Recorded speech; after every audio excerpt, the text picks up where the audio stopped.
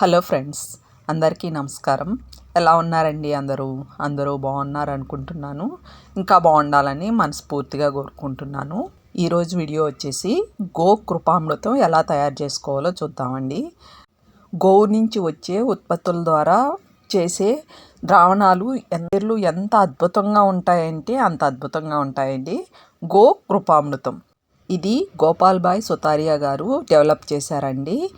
గోకృపామృతాన్ని develop చేసి కొంతమంది రైతులకి, అలానే సేంద్రియ ఎరువులు, సేంద్రియ ద్రావణాలు తయారు చేసి సేల్ చేస్తారు కదండి. అలాంటి యూనిట్లు ఉన్న వారికి, అలా కొంతమందికి ఈ గోకృపామృతాన్ని పంపించడం జరిగిందనమాట ఫ్రీగా. వాళ్ళు డెవలప్ చేసి వాళ్ళ దగ్గర ఎరువులు కొన్న వాళ్ళకి ఈ గోకృపామృతాన్ని వాళ్ళు కూడా ఫ్రీగా పంపిస్తున్నారండి.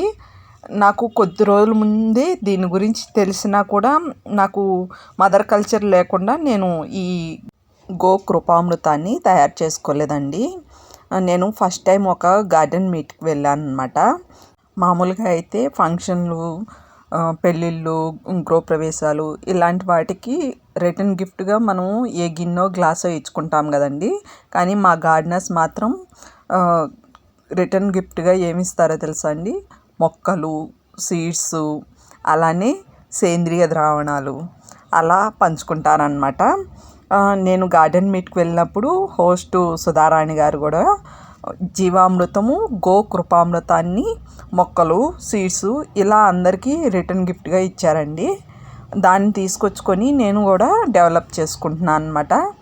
నేను 20 లీటర్స్ బకెట్ తీసుకుని అందులో ఆ 20 లీటర్స్ బకెట్కి 1/2 లీటరు పెరుగు తీసుకున్నానండి. దేశీ ఆవు పాలు పెరుగు మాత్రమే అనమాట. నేను కంట్రీ డిలైట్ మిల్క్ వాడతాను కాబట్టి అవి దేశీ ఆవు పాలే కాబట్టి ఆ మిల్కే వాడుతున్నా అండి. లేదంటే అక్షయ కల్ప మిల్క్ కూడా యూజ్ అవుతాయి అన్నమాట. నేను ఎప్పుడు కౌ మిల్కే వాడుతున్నా అనమాట. కొన్ని రోజుల నుంచి అదే చేసుకుంటున్నాను అనమాట. 1/2 లీటరు పెరుగు, దాన్ని చిలికి మజ్జిగ చేసుకొని దానికి సరిపడా 1/2 కేజీ బెల్లాన్ని అండి ఈ వాటర్లో వేసి బాగా మిక్స్ చేసుకోవాలన్నమాట. ఇది బాగా మిక్స్ అయిన తర్వాత మన దగ్గర ఉన్న మదర్ కల్చర్ ఉంది కదండి, గోకృపామృతం మదర్ కల్చరు, దాన్ని అందులో పోసుకొని అది కూడా కలిపేసుకోవాలండి. ఇది 3 డేస్కి పర్మనెంట్ అవుతుందండి. ఇది మొక్కల్లో మట్టి గుల్లగా అవటానికి, పూలు కాయలు బాగా కాయటానికి చాలా బాగా యూజ్ అవుతుందండి. ఇప్పుడు ఆ మదర్ కల్చర్ పోసిన తర్వాత దీన్ని బాగా కలిపేసుకొని మనం ఒక పల్సని కాటన్ క్లాత్ కప్పేసుకొని నీడలోనే పెట్టుకోవాలండి. ఎండలో పెట్టకూడదు, నీళ్ళలోనే పెట్టి పర్మనెంట్ చేసుకోవాలన్నమాట. 3 డేస్ తర్వాత నుంచి మనం వాడుకోవచ్చండి. ఇది 1:10 రేషియోలో వాడుకోవాలన్నమాట.